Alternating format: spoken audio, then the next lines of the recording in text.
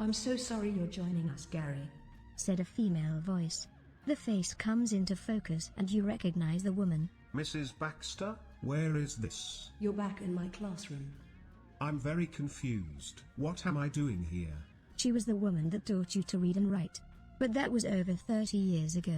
We are just waiting for the rest of the class, and then we're going on a bus. Yeah, in about 40 years if you're f***ing lucky, said Oh, an Jesus. teenage voice. Language, Jonathan.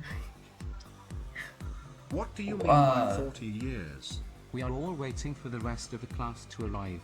3 down, 21 to go. Whoopty f***ing do. I remember Jesus, you. this game's- You're Jonathan Bauer. You're that kid that drowned. Yeah, it's true what they say. That river is dangerous. Answered Jonathan with a wry smile. God, so we're just going straight into it. So this game is called The Classroom. And I can already tell this is the funnest game I'm gonna be playing for a while. What do I do here though? Can I talk to you? Or use Tim. Hi, I'm Gary. Who are you? You don't remember me, do you? Said the boy. I was only here for a week, before I got too ill. I died a few months later from leukemia. I vaguely remember going to church, looking at a small white coffin. We were told you had become an angel. I was only 7, and I can't even remember your name. Tim Harris, and I've been here for 30 years. He has not put that time to waste. Look at the great work Tim has produced. He is a bright little student. Interrupted Mrs. Baxter cheerfully, pointing at the walls. We do have a lot of fun here. Added Mrs. Baxter even chirpier. The look on Tim's face said otherwise. It spoke of a deep hatred that can only develop over a long period of time. They're pretty good drawings, Tim. Very colorful. Thanks, but I don't have all the colors. If you find any crayons, could you give them to me? I was putting in that cough. I like the fact how she just stands up and looks over your shoulder. But that's a good thing to notice. He doesn't have all the colors, but what is it? Is Miss Bookshelf? Conversations with Tom by Angela Lockwood. Although they don't always understand each other, Jeff and Tom form an unbreakable bond. Okay. Language in the Blood, Book 1, by Angela Lockwood. Jesus. Until the outbreak of the First World War, young Cameron Blair would have liked nothing better than to stay in Edinburgh and marry his childhood sweetheart. As the call to arms goes out, Cameron and his pals sign up to fight for their country. They are soon delivered into the nightmare of war, and there, Cameron more than meets his maker. Language in the Blood 2, Blood Ties, by Angela Lockwood. Locked up, his needs denied, misunderstood, the bored vampire edges closer to insanity. Before long, Cameron starts plotting his escape. Those are weird books. But I need to find crayons. Where am I gonna find crayons? Sorry if I'm coughing a lot. I'm just out of food. In a desk? Right here, maybe? No? There's another desk I'm missing. Oh yeah, like right here. Oh, there you go. Got the red crayon. I'm gonna go bring it to him now. Also, I just want to point out, it is a point and click, so you're gonna hear a lot of my mouse. I'm gonna bring it to my boy Tim. Here is the red crayon. It scared me. Now I need the yellow. What is this place? We don't know. That bitch just gives us a blank stare if we ask her. Jesus I think Christ. it's what they call purgatory. We have to wait here until the powers that be have decided to let us go up to heaven. I'm not very up to date on religion, but isn't purgatory a place of suffering, where you have to atone for your sins? Dunno, it seems terribly unfair, but here we are, waiting. Maybe this is just what happens when you die. You wait for the rest of your classmates, then a big bus takes you up to heaven. Can we not just leave? No, the windows are not normal.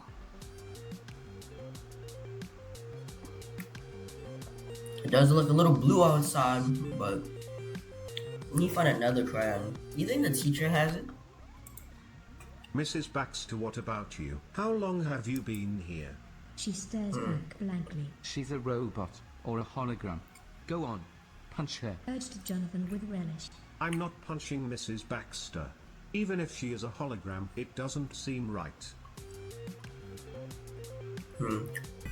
A picture at of John. Jonathan at the moment of his death. A picture of Tim right at the moment of his death. Maybe you have it. Do you have the yellow crayon? Yes, I stole it off Tim's desk. I didn't like that creepy picture he did of me. I stuck it in my desk. I suppose you can give it back to him now. Sweet. Why'd you take the yellow one if he drew you in blue and green? Here is the red crayon. Thanks, Gary. Now I need Oh, to was heal. it red? Damn. What is this place? We don't know. That bitch just gives us a blank stare if we ask her. I think it's what we call purgatory. We have to wait here until the powers that Wait. What? I'm not very up to I'm date skipping. on religion. Can we not just leave? Hang on. God even noticed this stuff up here. Mrs. Baxter. Yeah, I have the yellow. I have the yellow crayon, but Tim, can you help me? Not at the moment, Gary.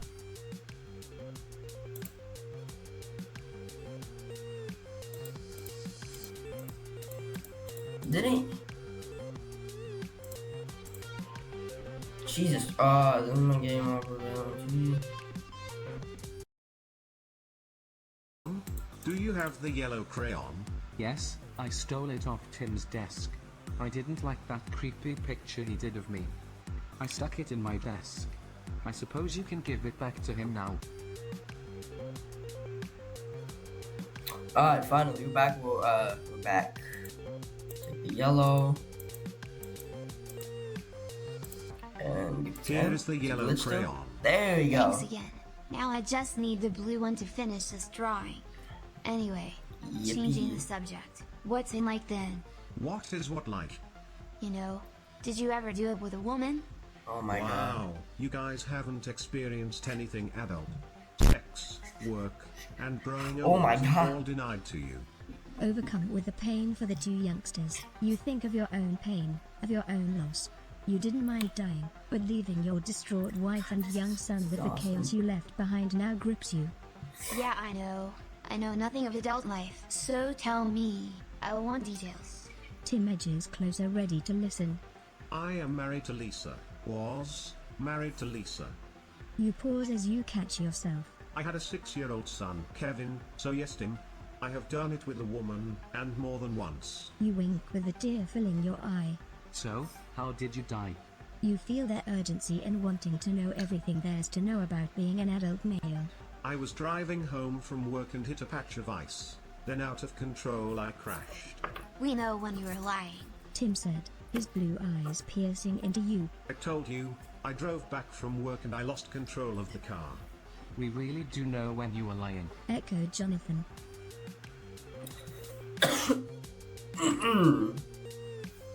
That was weird. So we figured out how you died. So he died by drowning.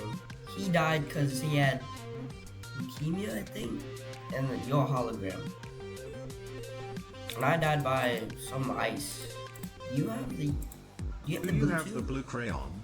I did, but Mrs. Baxter confiscated it. Why did she confiscate it? No reason. You know teachers. Anyway, tell us about Lisa. Lisa is perfect. Perfect. Are you sure? You wanted the year before to be forgotten. Now these two boys were prying into your soul. They want you to dig up the final nasty chapter of your life. After the birth of our son, things changed between Lisa and me. The boy took a lot of energy from both of us. My career had taken off, and I was working long hours. You start describing the year that led up to your death. Aware of the boys' stern looks, you realize they would know if you lied. She started to do more hours too, hoping to put her career back on track. we saw even less of each other. I initially thought this was normal. Okay. Now Now we're we're getting getting somewhere. somewhere. The boys say in unison. She became Creepy. distant, and one time when I came into the room, I caught her hanging up the phone. I confronted her, asked bluntly if she was having an affair. Lisa denied it. Go on, Gary. Urged him in a way that made you feel very cold. A fateful day she'd called, saying that she'd be working late. I waited outside the office and saw her and a man leaving. I followed them to a nearby hotel. My worst fears were confirmed. She was having an affair. Interesting. So my quote unquote, no, my ex-wife was cheating or had an affair. Alright, Do you have Mr. the blue Bax? crayon? Yes, I confiscated it from John. He was writing on the walls. There you are. It's in my desk. awesome. Perfect. I'm gonna take that. And give it to Here Tim. is the blue crayon. That is the drawing finished. That's a pretty good drawing. Yeah, I know. If you give it to Mrs. Baxter, she'll hang it up on the wall like the others. Alright, let's go give it to Mrs. Bax. Here is Timothy's drawing. Oh good, I'll put it on the wall straight away. It's very good. It's a picture of you in your car, just before you died. Do you notice anything about it? Let me see. Ah yes. When I drove home, The hell my was mind that? was in turmoil. The thought of her leaving me brought me to tears. I was going too fast and my vision was blurred with tears. The car I had skidded a on doll on some my ice. backseat. What was I that? regained control, but then, in a moment of madness, I let go of the wheel and let the car run into oncoming traffic. So, you killed yourself. I guess so, yes. You finally admit to yourself, But you're still lying to us.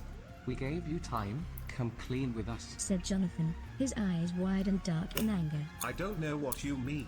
Look closely at the picture. Where was Kevin? Demanded Tim, Oh my god, Kevin, he was in the car. touching the drawing. Wait, that's my You see son? Kevin was asleep in the back seat. It was a spur of the moment thing. When Lisa called and told me she had to work late, I didn't call a babysitter. I put Kevin in the car seat and rushed to her place of work. The boys looked at each other. You realize Tim and Jonathan are your judge and jury. He'd fallen asleep. I was too wrapped up in my grief and anger.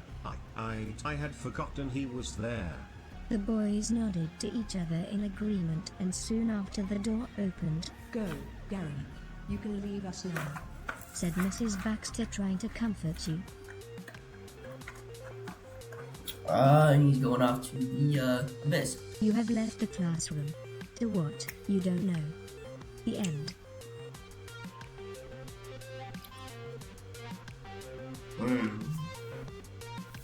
Well, that's the classroom. Hope you guys enjoyed that.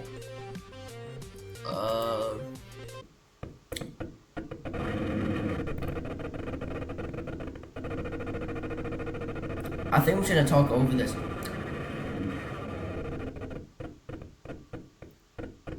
I'm just gonna get it real quick while it's quiet. Hello everybody, welcome to a game I found on itch. It's called Death Trips. I'm not sure what it's about. I'm trying to get it over quick because it might interrupt me like that again.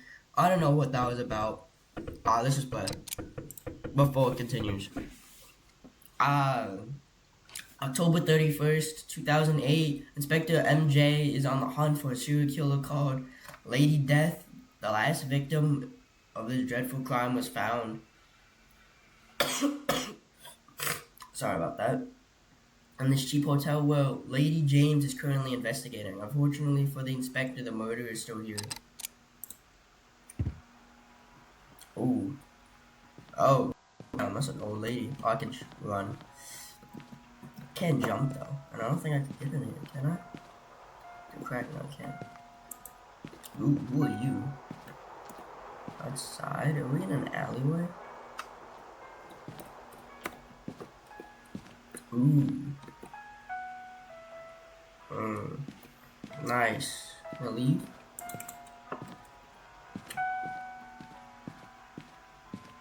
This is a margarita? No, that's not a margarita. What do I think? alcohol? It's very bright. Ooh.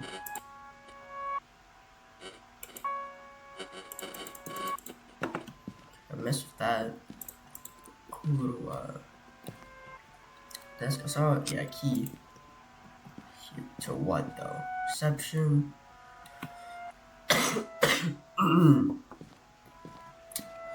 What is this door? It's probably wouldn't be open. Not. 5. Alright, where's the elevator door? What if I just. What's what happened to the music? What if I just don't answer the elevator door?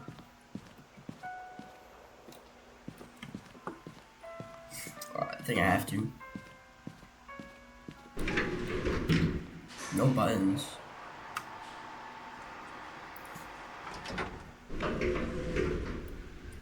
Ooh.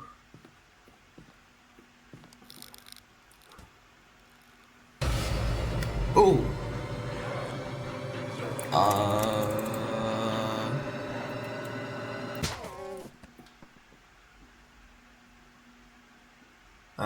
You okay?